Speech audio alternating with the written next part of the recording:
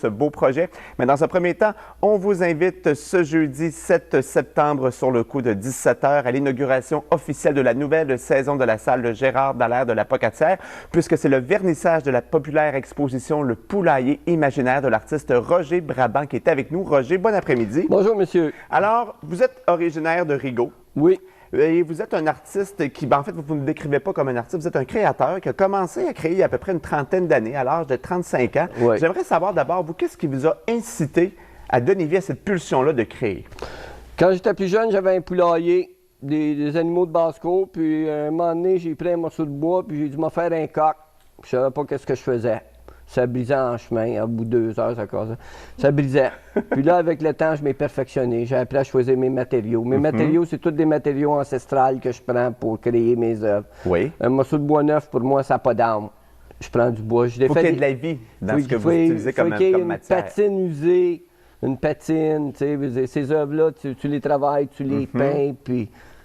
Et là, pourquoi on est dans le thème du poulailler? Est-ce que c'est quelque chose qui vous ramène à l'enfance, à une période que vous avez aimée, qui vous rend nostalgique aujourd'hui? Est-ce que c'est ça votre principale source de motivation? Parce que le poulailler imaginaire, un coq, c'est une personnalité, hein? Puis c'est pour ça. C'est facile de faire des personnalités avec des coqs ou des oiseaux. Puis là, avec le temps, le poulailler imaginaire a évolué. OK.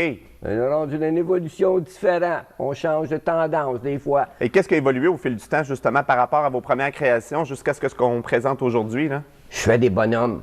Des bonhommes inspirés du quotidien? Des gens que vous connaissez vraiment? Il y en a un qui va être dévoilé à la salle là, jeudi. Là, c'est de sortir de ma zone de confort. Puis j'ai créé un petit bonhomme.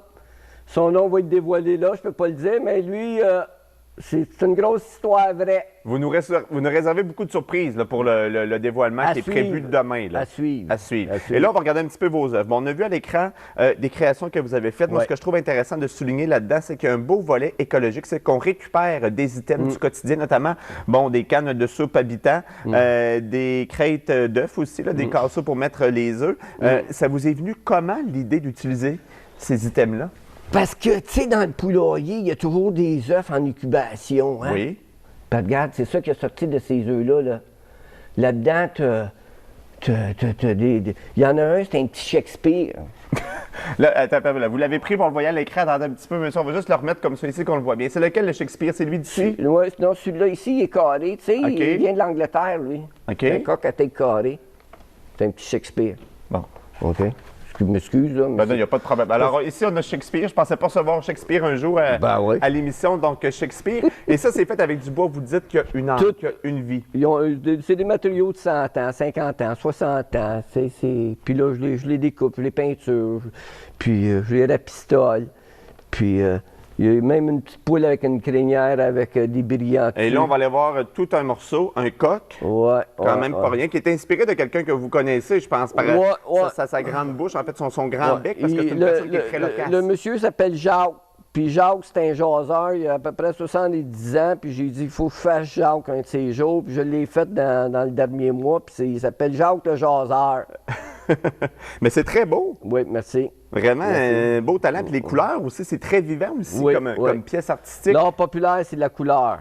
On rayonne la couleur. On essaie d'aller chercher un sourire. Exact. Mais là, les gens dont vous vous inspirez, est-ce qu'ils sont au courant qu'ils font partie d'une exposition? Lui, il ne sait pas encore, mais en arrière de toi, il y en a deux, ils ne savent pas. C'est 2 oiseaux qui sont présentés dans mon poulailler l'année passée à mon exhibition à la Bibliothèque de Rigaud. OK. Il y a Trompé puis Trompette. OK. Et eux sont inspirés de qui, en fait? C'est facile, Trompé. Ils l'ont voté aux États-Unis. OK, Trump. Ben oui, monsieur. Ah, mais là, vous l'avez dit en québécois, c'est ça qui m'a mêlé. Moi, je suis tellement bilingue. Puis, il y a son épouse aussi, Madame Trompette. Puis après ça, il y en a un juste qui est venu au monde avant d'arriver ici, là. Il s'appelle En tout cas. Oui, En tout cas. Oui, tu sais, ça, c'est infirmier par chez nous.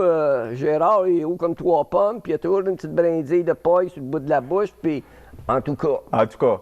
C'est des constats qu'il fait, lui, du quotidien, c'est En tout cas. En tout cas, qu'on ira là. Ouais. Et ici, on a la pièce de résistance à l'exposition. En fait, c'est vous, d'une certaine façon. Je ne sais pas dans quel... Ah, il faut que je le mette comme ça, je pense. Ils m'ont dit ses yeux, là. Ben oui, c'est ça, le carré. Je ne suis tellement pas expert avec l'art populaire. Donc ça vous représente de quelle manière, en fait, c'est significatif? Parce que l'année passée, j'ai été comme un petit peu, tu sais... déclaré capote. Voyons donc. Je m'ai déclaré capote, puis alors j'ai dit que je suis plus rien, moi. Je suis méfait. Fait que là, vous avez gardé l'essentiel, la tête seulement. Non, ouais, mais le corps est à visionner à la salle le 7. Donc, on voit ça demain sur le coup de 17h pour le lancement officiel de la nouvelle saison de la salle d'exposition Gérard Dallaire de l'Apocatière. C'est en formule 5 à 7, évidemment. Petit main d'honneur sur place, la présence de M. Roger Brabant qui sera sur place plutôt, pour discuter avec vous et vous parler de son parcours artistique et de ce qui l'inspire comme création. Et là, c'est le poulailler imaginaire qui est présenté jusqu'à la mi-octobre à la salle Gérard Dallaire. Merci beaucoup, M. Brabant, de nous avoir fait entrer dans votre univers.